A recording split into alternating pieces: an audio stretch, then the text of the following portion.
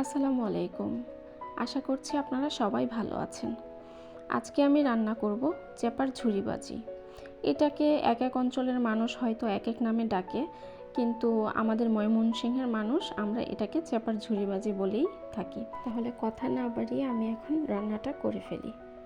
এখানে আমি প্রথমেই চেপাগুলো খুব ভালো করে পরিষ্কার করে নিয়েছি, আর পেঁয়াজ রসুন এগুলো ভালো করে কেটে নিয়েছি।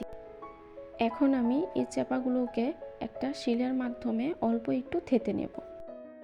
দেখুন আমার এটা হয়ে গেছে। এখন আমি চুলোয় একটা কড়াই বসিয়ে নিয়েছি।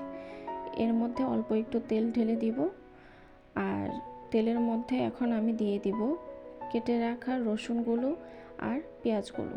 এগুলো দিয়ে অল্প একটু ভেজে নেব।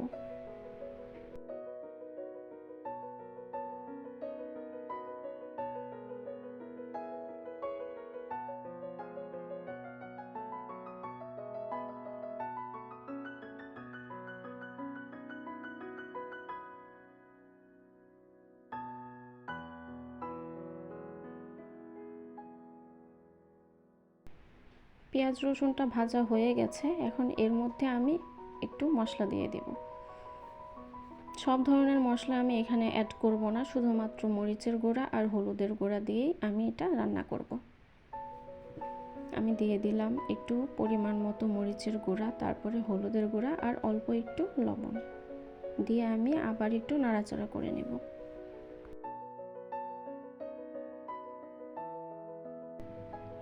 এখানে মশলাটাকে খুব বেশি ভাজা যাবে না, আবার খুব কমও ভাজা যাবে না। এটা একটু বুঝে নিতে হবে। তার কারণ হচ্ছে যে এখানে যেহেতু আমরা অন্য তরকারির মতো ওইভাবে রান্না করব না, তাই হচ্ছে যে মশলাটা যদি একটু ভেজে না নিই তাহলে পরবর্তীতে খাওয়ার সময় মশলাটা একটু গন্ধ করতে পারে। সেজন্য একটু ভালো করে ভেজে নিতে হবে যেন পরবর্তীতে গন্ধটা না থাকে।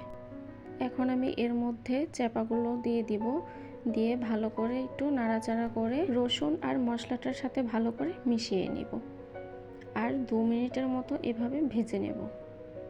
আর এটাকে হচ্ছে অনর্গল নাড়াচাড়া করে যেতে হবে, মানে পুরাটা রান্নায় হচ্ছে নাড়াচাড়া রাখতে হবে, না হলে পুড়ে যাওয়ার সম্ভাবনা থাকে। যেহেতু এটাতে খুব বেশি পরিমাণের পানি অ্যাড করব না, সেই ক্ষেত্রে হচ্ছে নাড়াচাড়া করতে হবে সব সময়।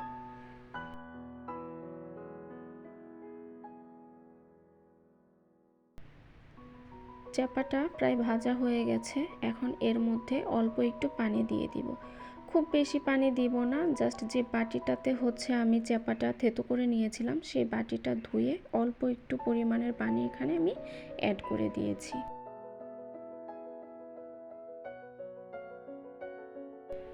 আর আপনারা খেয়াল করবেন হয়তো যে আমি সবটা রান্নার মধ্যেই অনর্গল নাড়াচাড়া করে যাচ্ছি, না হলে এটা পুড়ে যাবে। যেন পুড়ে না যায় সেজন্য পুরোটা রান্নাতে এভাবে নাড়াচাড়া করে যেতে হবে।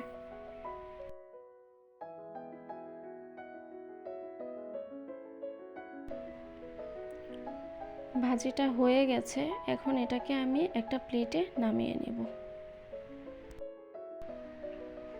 প্লেটে নামিয়ে নেওয়ার পর দেখুন দেখতে কতটা সুন্দর আর লোভনীয় দেখাচ্ছে। আর আমাদের ময়মনসিংহ, চট্টগ্রাম, বরিশালের মানুষ চাপা শুটকি এগুলো একটু বেশিই পছন্দ করে। আপনারা যারা অন্য অঞ্চলে আছেন তারাও এটা একবার ট্রাই করে দেখবেন, ভালো লাগবে। আল্লাহ হাফিজ।